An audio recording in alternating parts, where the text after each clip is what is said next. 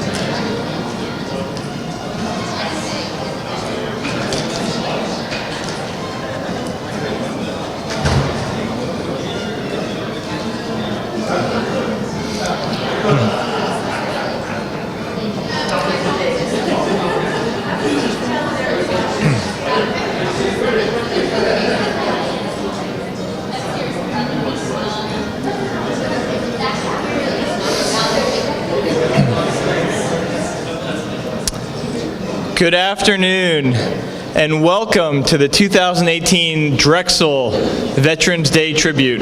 I'm your host for today, Lieutenant Colonel Steve Messenger, Professor of Military Science at the Drexel Army ROTC University, and I'd like to welcome our special guests in attendance today.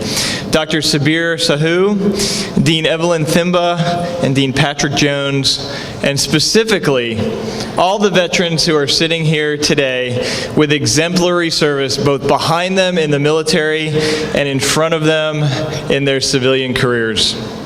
Today we continue our celebration of veterans leading into this holiday weekend. Many of you I saw just last Sunday at the Philadelphia Veterans Day Parade. And it's amazing to come to the realization in this great city that while on the surface you don't see a ton of military support walking the streets on a day-to-day basis, how much patriotism is truly evident out there from the men and women of this city when you have these big events and you can see it in that tangible feel.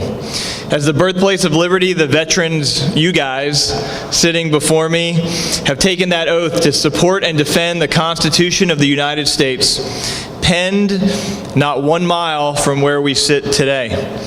And your actions while serving have allowed us the freedoms that today we enjoy, to include the right to vote, as we all did just a few days ago. Defending our rights, such as voting, are why the veterans before me, you, are the foundation and keepers of America's democracy.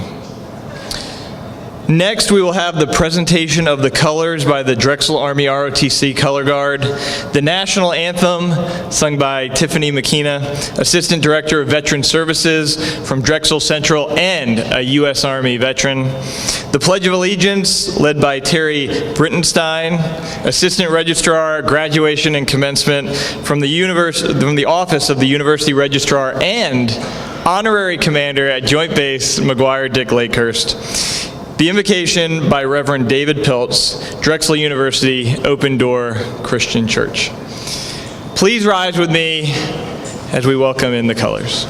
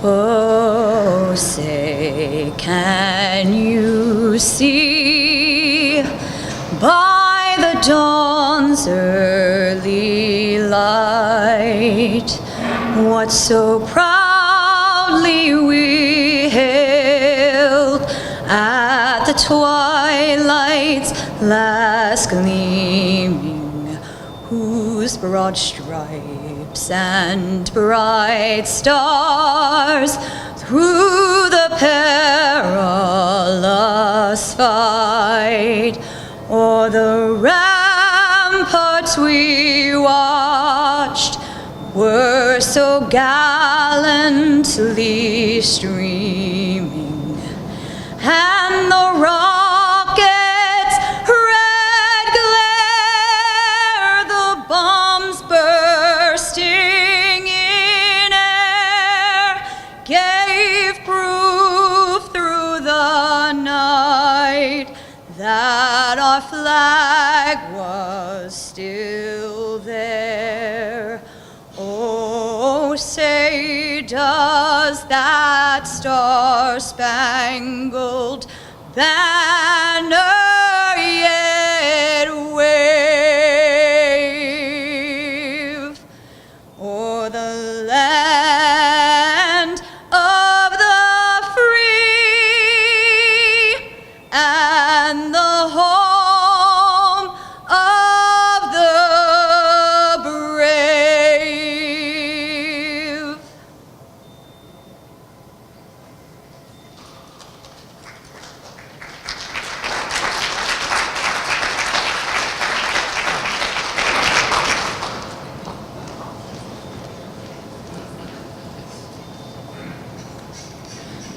I pledge allegiance to the flag of the United States of America and to the republic for which it stands, one nation, under God, indivisible, with liberty and justice for all.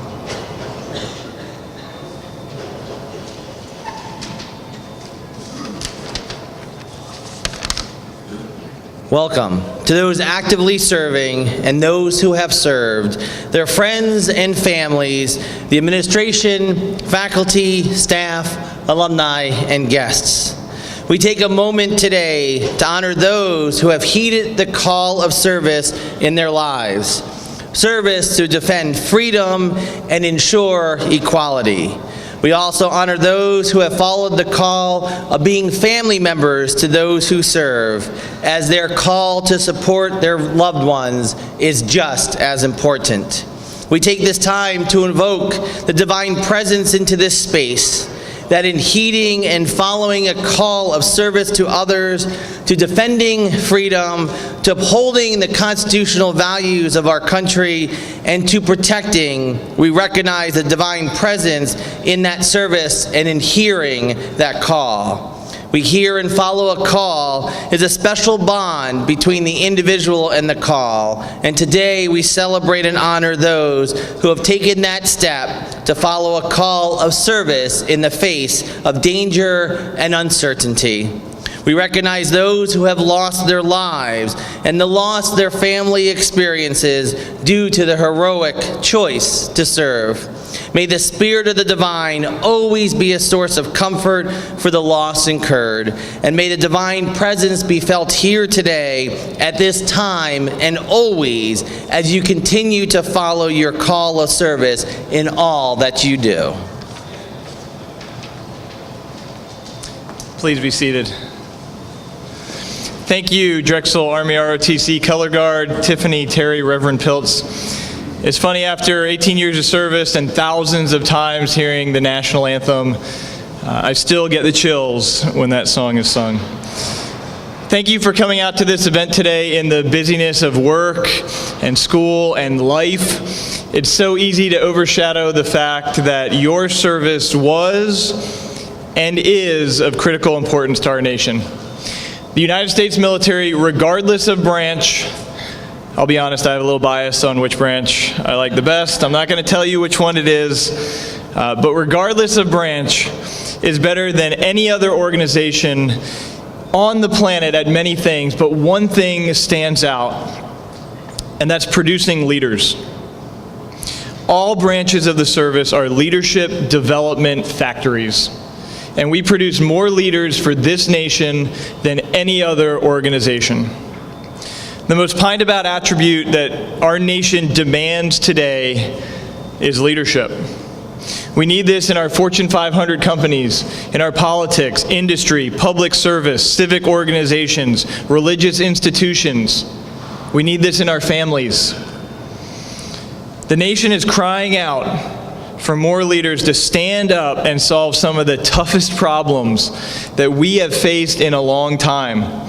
Some of these include the national debt crisis, commercial space travel, cybersecurity, big data analytics, global economic competition. These are big problems that demand big leaders. The U.S. military is producing big leaders. And how do I know? Because many are sitting right here in front of me in this room. You've served honorably in some of the most tumultuous times that our nation has faced, to include the longest running war that America has been a part of, Afghanistan. You are the most combat-tested force that we've fielded since World War II, and you've sustained it over 17 years. Never has our nation had such a battle-tested force that have dealt with problems that are so wicked on a trans-regional, multi-domain, and multifunctional scale. And with this experience comes maturity, wisdom, and discernment. It builds better leaders with ethical character who are not afraid to stand up and face injustice in this world. You are leaders of yesterday's military, are now today's leaders for our nation in whatever capacity you're serving right now. You're the ones to solve the next tough problems, achieve the next breakthrough, right the next wrong. Your background has set you up for unbridled success in this world. With your experience comes some heartache too, right? Multiple deployments, combat stressors, friends injured, battlefield scars that do not go away. And these scars are part of you, part that can never be taken, have made you stronger over time, even when, not if, but when challenged by the memories. We know that history matters and our veterans have been through much. We still have living veterans from World War II, Korea, Vietnam, Persian Gulf in the last 30 years of small wars in Iraq and Afghanistan. And all these veterans come with leadership and some scars. Freedom is not free.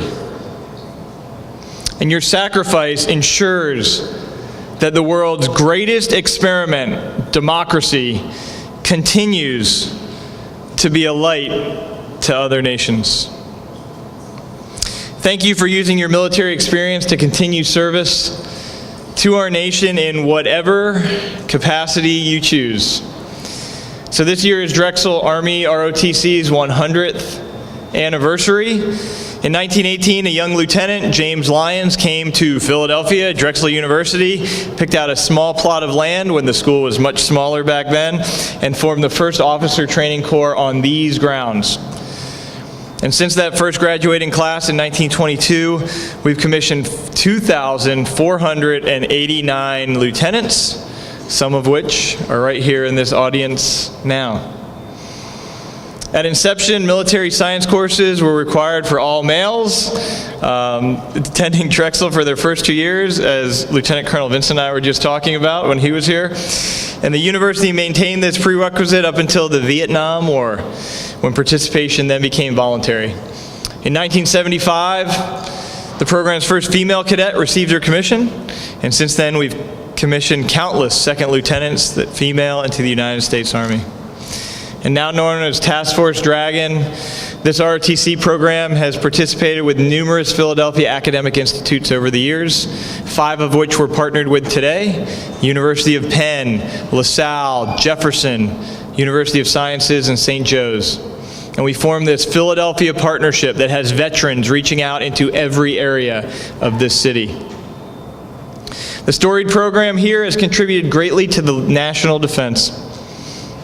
They've trained leaders in every generation since World War I, many making the supreme sacrifice for our nation. You are part of this legacy. Army veterans with a connection to Drexel University. I want to thank you all for your leadership. I want to thank you for setting a great example to our cadets, some of which you saw up here today, and to the next generation to keep our children safe for the next few decades when they too take that standard that you have handed off and handed off again to the next generation. You have set that standard, and you've lived up to Teddy Roosevelt's immortal words, "Nothing in the world is worth having or worth doing unless it means effort, pain, and difficulty." I've never in my life envied a human being who has led an easy life. I've envied a great many people who led difficult lives and led them well. Thank you for leading difficult lives and for leading them well. I'd like to welcome Dr. Rebecca Weidensaul, Assistant Vice President of Student Life, to the stage to introduce our guest speakers.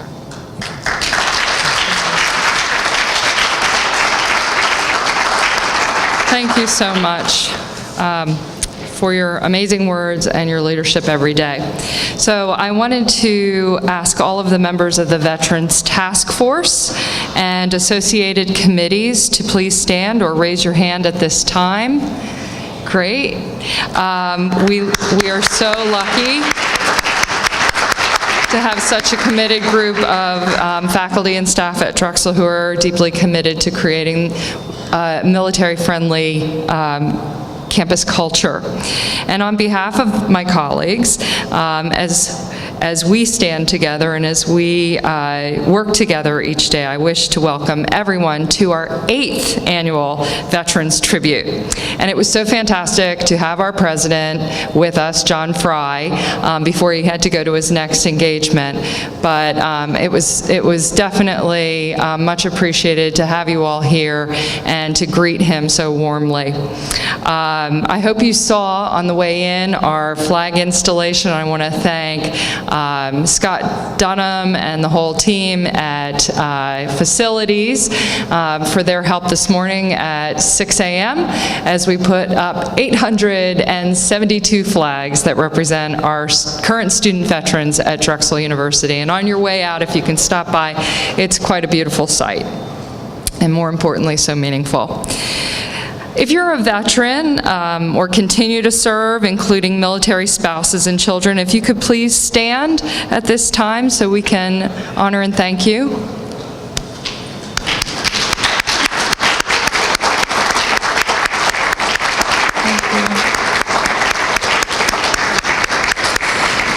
I think you all know how super proud I am to work at Drexel University for many reasons, but especially for our institution's commitment to educating veterans and their families.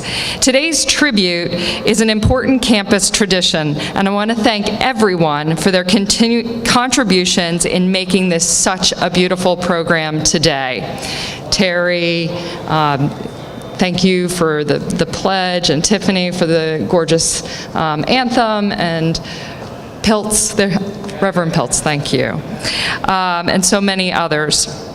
The post 9/11 years have brought us the longest period of sustained warfare in United States history, and as a nation, we've faced this challenge thanks to a small group of what I call super citizens who volunteered to serve our country so that the rest of us could live lives as usual. With no draft and fewer than 1% volunteering to serve, most Americans have no personal connection to anyone who went to Iraq or Afghanistan. So if you don't have a special veteran in your life to thank today, after this event, I am confident that you will. I urge you to find the time to get to know a veteran and to listen to their story. You will be so glad you did. In 2011, the task force created the DU Remembers Will You campaign at Drexel. It was our vision to create opportunities like this for the members of our community to pause for our nation's patriots, to punctuate the meaning and purpose behind service to this great nation. DU Remembers Will You? Please remember our veterans. That is our call to action today and every day. And there really is room for everyone in this important campaign. So we hope that you will wear a yellow ribbon dragon pin or one of these red, white, and blue ribbons that we've given out today to show your support. They are conversation pieces and a way to show support for our veterans on campus. Drexel's student body, faculty, professional staff, and alumni include many veterans. Currently, we have over 800 student veterans and over 200 military dependents, and their presence greatly enriches our community. We also have 400 alumni veterans who are part of the Drexel Veteran Alumni Network and a growing group of employees in the Veteran Colleague Resource Group here at Drexel. And I'm happy to say Drexel University, with its Yellow Ribbon program and growing list of military-friendly accolades, have been and will continue to be ready to serve these patriots. I'm excited to report that most recently, Drexel ranked number 30 in the nation on Military Times' Best for Vets list. Last year, we were 76. Go Dragons.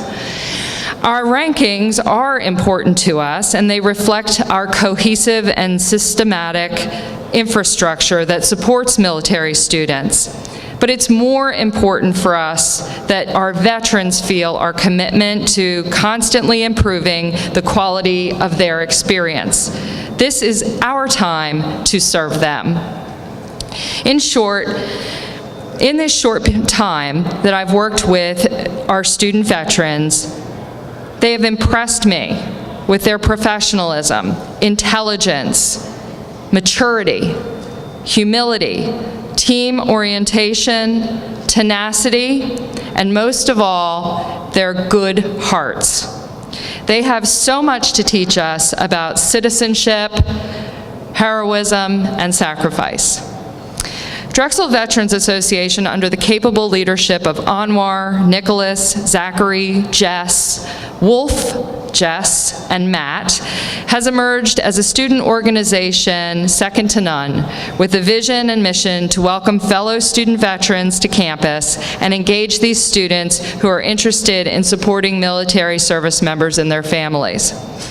I want to thank Jess Wisniewski for her, as their advisor, for her assistance with today's program and her never better commitment to this student organization. The storyboards out in the lobby on display are absolutely fantastic. Thank you, Jess and DVA. I want to publicly thank my colleagues for helping to build Drexel's Veteran and Military Family Appreciation Schedule, and especially Morgan Williams for being a curator in all of this. We hosted an unprecedented number of events this year, starting with serving those who served lunch for campus veterans, prepared by the Center for Food and Hospitality Management, our participation in the Philadelphia Veterans Parade on Sunday, Drexel University being large and in charge as a university, really awesome. Veterans Colleague Resource Group hosted a lunch, the Lunch and Learn on military culture for faculty and professional staff with the help of Human Resources, the Office of the Provost, Steinbright, and the Office of Equality and Diversity. More about that in a bit. The Center City Student Life Military Mixer and the Alumni Veteran Entrepreneur Panel last night. All fantastic events, and thank you all of the hosts in the room.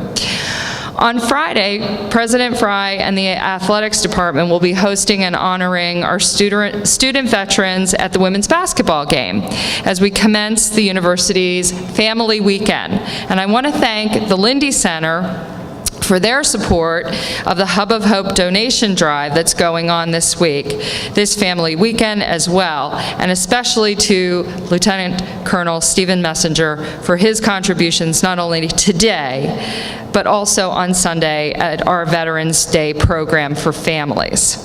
How exciting it will be to share this story with them about the 100th anniversary of Army ROTC at Drexel University. We look forward to your ROTC Hall of Fame this spring. And we have a inaugural class ROTC Hall of Famer, Lieutenant Colonel Chuck Vincent, excuse me. Welcome, sir. Student veterans come to our campus with unique experiences, talents, grit, and passion. They come from a culture of resilience, honor, growth mindset, and sacrifice. Thanks to Drexel Veterans Association, they are finding community and creating ways to positively impact our campus. I am confident that they will find their continued calling by making our nation a better place through their next missions in the civilian workforce. And our greatest assets are Drexel alumni veterans who are invested in this generation of talented student veterans and help them to make this important transition. One special example is Drexel alumnus Tom Downey. Tom Downey, LeBow 1988 alumni, has a degree in finance and marketing. He enlisted in the Army Reserves between his freshman and sophomore year as a cannon crewman. In 1986, he enrolled in Drexel Army ROTC. He commissioned as a second lieutenant upon graduation in 1988. Tom went to Armor Office Basic Course in 1989.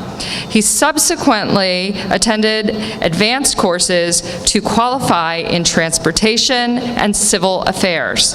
Tom spent his military career in the reserves, moving up through the ranks. He served as a company commander, as a captain, battalion commander of Transportation Battalion, and many roles in civil affairs. He deployed to Iraq in 2003-04 with the 358th Civil Affairs Brigade. In 2008-09, with the 403rd Civil Affairs Battalion. He also deployed to Kuwait as commander of the 436th Transportation Battalion, Movement Control. He is a 2012 graduate of the United States Army War College with a degree in Strategic Studies.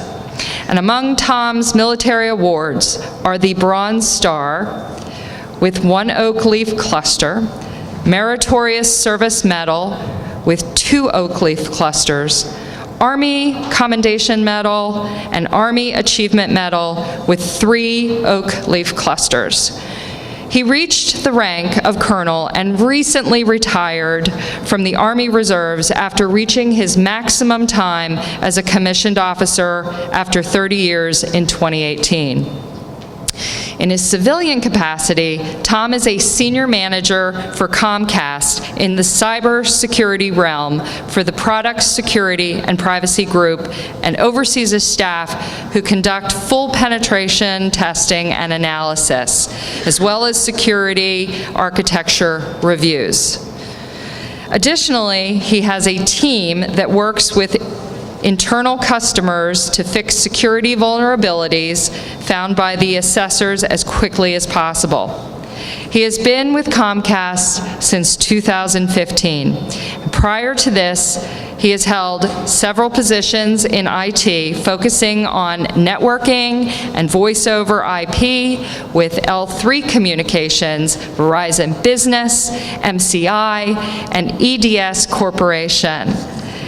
Fellow Dragons, please join me in welcoming Tom Downey.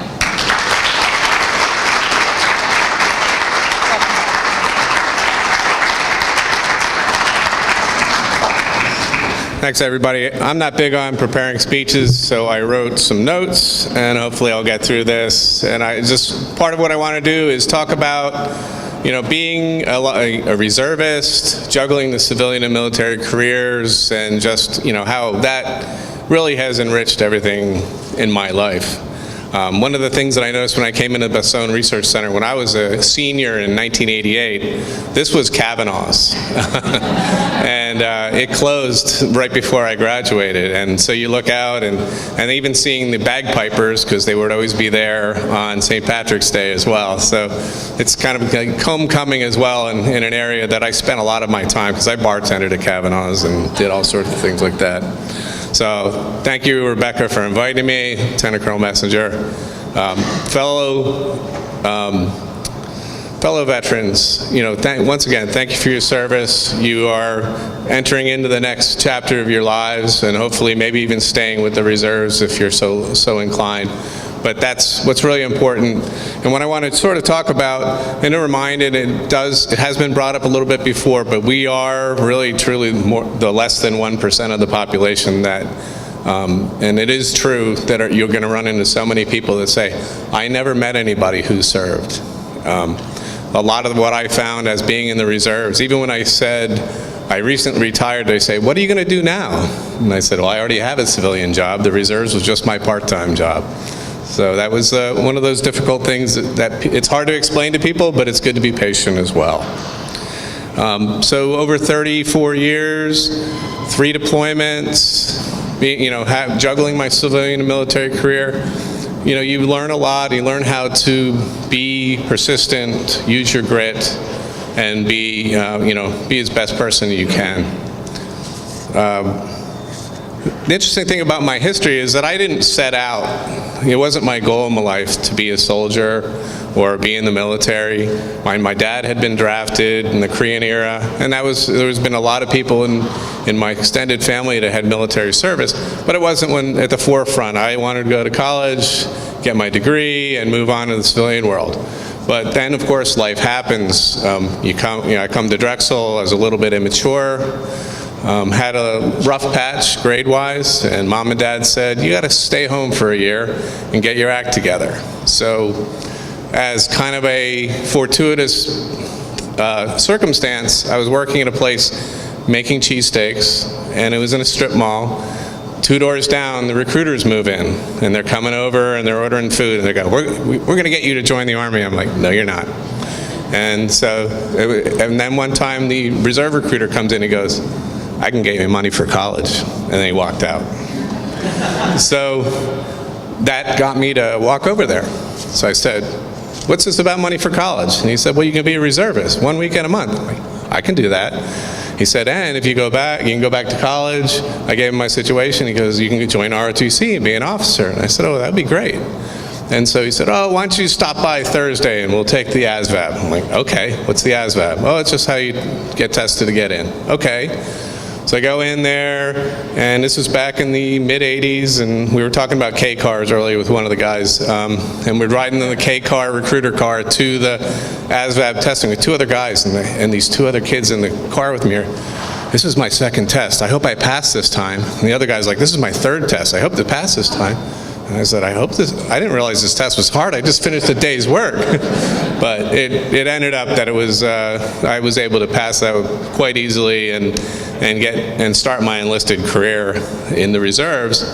And so I was able to complete that, come back to Drexel, and what that taught me was the discipline that I needed as that immature student that didn't have prior to that. It was that, you got to get yourself out of bed, you got to go to all your classes, you got to have some structure in your life, which I didn't have before that. And so the military gave me the structure, gave me those boundaries that I needed to be able to be successful, and then eventually move on and graduate from Drexel.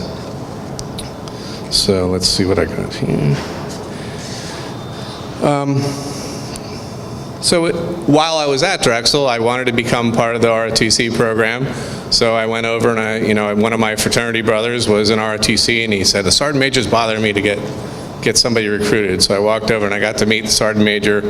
an incredible man named Tyrone Adderley. He's in the Green Beret Hall of Fame, if that can really explain to you what a fantastic person this man was.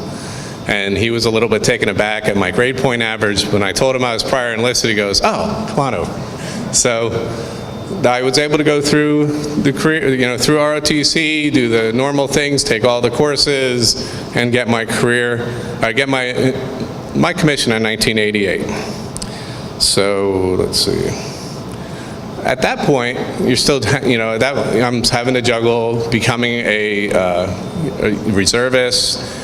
After you graduate, you still have to go to your officer basic course, so how do you juggle that? So a little bit of that in me was that I thought I was going to have to go right away, so I didn't look for a job right away out of college, to the consternation of my parents, but I did eventually get that taken care of. But another thing that when working through the civilian career that I was always important, like if you have to understand back in the 80s, it wasn't, the military didn't have as much of the, at least positive thought that we do today. So I knew a lot of people in my reserve units that would not put "I'm in the Army Reserve" on their resumes. And I always did, and I always said to them, I would rather have you throw my resume away than to work for a company that does not support me. So that's the way I always did it. I always proudly put in my military service, and if you don't want to hire me for that, I don't want to work for you. And that's sort of the approach that I had. Now when you fast forward today, I work for Comcast, and they just reinitiated a hiring initiative to hire 21,000 veterans, family members, et cetera, by 2020. And after completing a 10,000 veterans hire at the end of last year. So that's military-friendly employers are becoming more of the standard than it was in the past, and the support that I've gotten is incredible. And the other thing is how things changed throughout my reserve career. When I started, when they were talking about every December, you'd have these annual meetings, and they'd give you all these briefings where everybody kind of fall asleep. And one of them was, well, when the balloon goes up and we get called on active duty, here's what's going to happen. And everybody's like, oh yeah, if the Soviets get us, no, but none of us are going to be alive anyway. So everybody just sort of glossed over it. And then Desert Storm happened, and we saw, oh wait, they mobilized reserve units. But it wasn't until I was in 19 years, post 9/11, that I went on my first deployment. And then I ended up going on 3. So things change. As things change, it's much more different. And even back when they would have those briefings, they would talk about full-scale mobilization of the Army Reserves.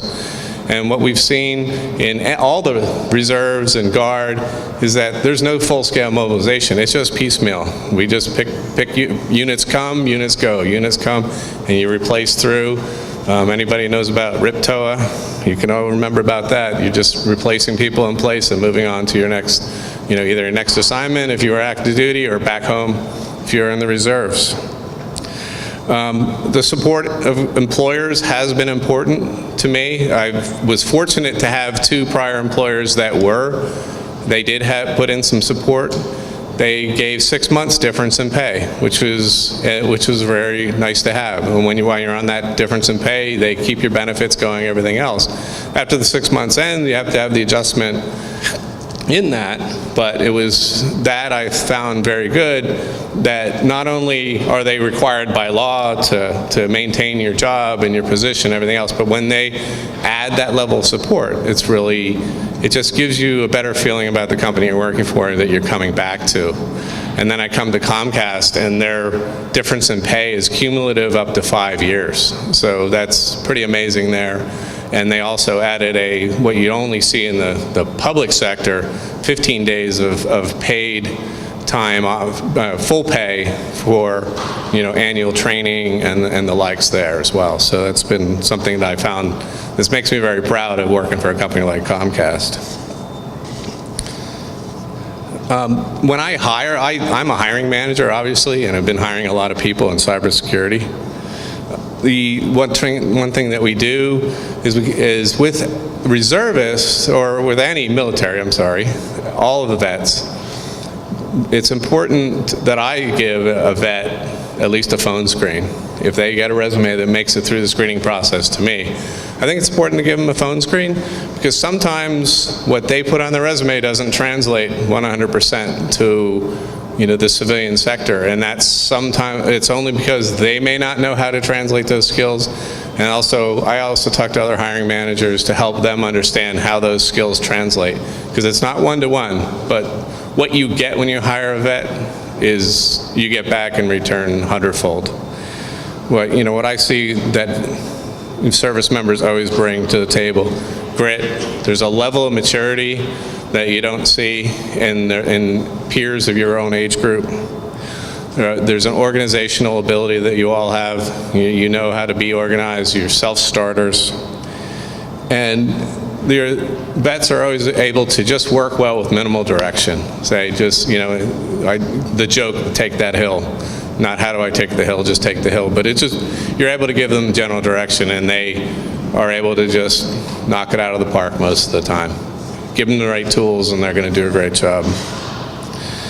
The other thing we try to do, what I try to do as a hiring manager with other managers, is to dispel any of those stereotypes, the negative stereotypes that may, from public, from the media, from movies, is that, you're very militaristic, you're rigid. No, they're not really militaristic and rigid. You yell all the time. No, that's just the drill instructor from Full Metal Jacket,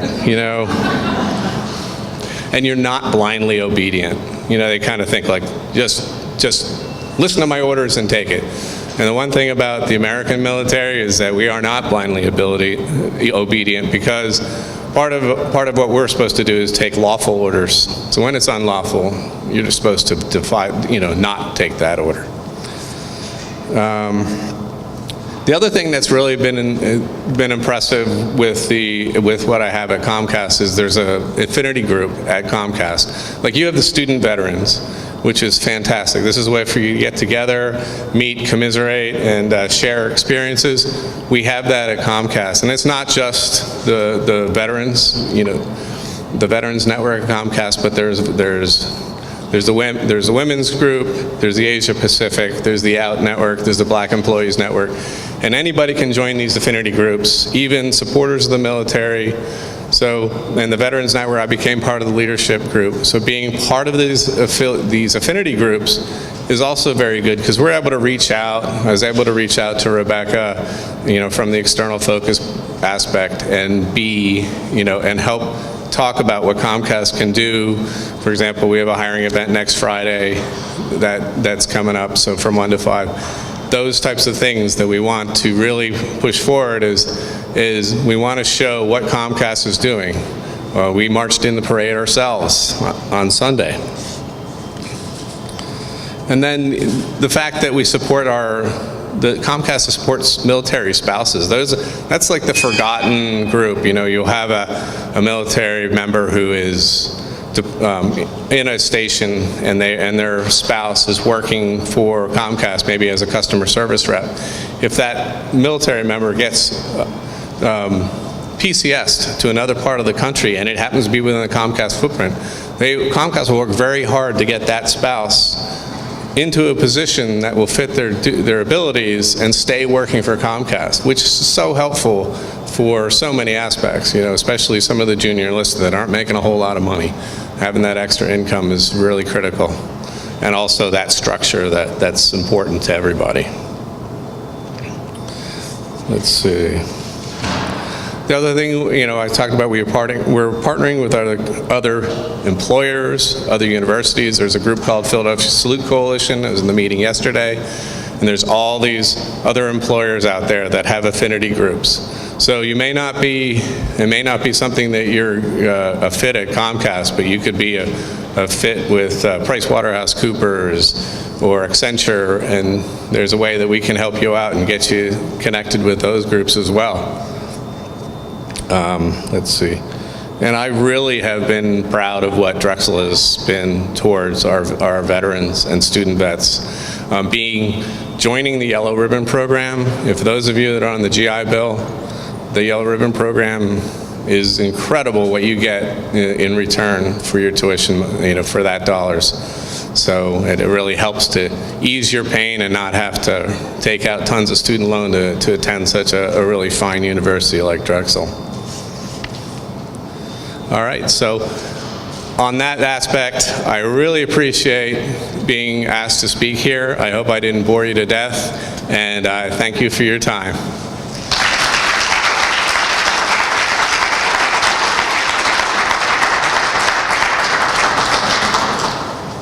Thank you from the Alumni Association. Thank you.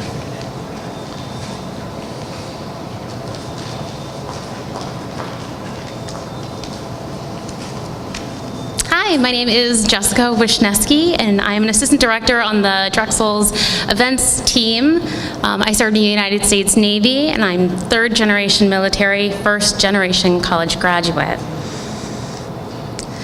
I also work and collaborate closely with some of our faculty and staff that are veterans or military connected within Drexel's Veterans Colleague Resource Group. So this year, the Veterans Colleague Resource Group helped create the identification sticker that is received when professional staff or faculty complete the Green Zone training. If you missed us last week, you can find it in Career Pathways. Take the training, and you'll get the sticker. This is ultimately used to identify where resources can be located, and will also help the university make a connection to some of our students and their families. Shifting over to the student side, I'm also the advisor for the Student Veterans Organization, known as the Drexel Veterans Association, DVA. I love being able to work with our student veterans. It's very meaningful work to see women and men transitioning from the military to the civilian world, jumping into their educations or maybe back into their educations, like I once did and many of you have. It's awesome to see the students also take advantage of opportunities that Drexel has to offer, like our co-ops and becoming student ambassadors and holding leadership positions. But one of the things I love the most when it comes to working with our veteran students, faculty, and staff is hearing about the different stories and experiences. I especially enjoy hearing about different backgrounds and what they did before they came into the military and how they found themselves down the path that brought them to where they are today. When having conversations with other colleagues within the resource group, it's so inspiring and encouraging to hear the obstacles that some have had to overcome. From these conversations, we decided to create storyboards for this year's Veteran Appreciation Month so we can showcase the different backgrounds we all come from while still being able to connect all of us back to that one common experience and that we all carry at one point in time, and that was committing ourselves to our country. Some commitments were longer than others, and certainly experiences were different. But whether you were a woman or a man that had your boots on the ground, in the air, or on a ship, you all answered the call. Those of you that are here today that are veterans, some are working professionals or have families. Some are full-time students with part-time or even full-time jobs. I strongly encourage you to take time and reflect back on what brought you to where you are today. By taking the time to ask yourself that question, you gain a better understanding of emotions, your strengths, your weaknesses, and most importantly, your driving factors. It helps to gain insight to see how to keep moving forward and pushing forward. And to everyone that is here today, I encourage you to take a moment and read some of the summaries underneath the pictures on the storyboards, because the individuals that submitted photos wanted to tell a little piece of their proud stories. Some even wanted to share their photos and stories to break barriers or what someone might think when they think of a veteran or of someone who served in the military. So thank you all for joining us today as we honor the women and men, past and present, who have served this country.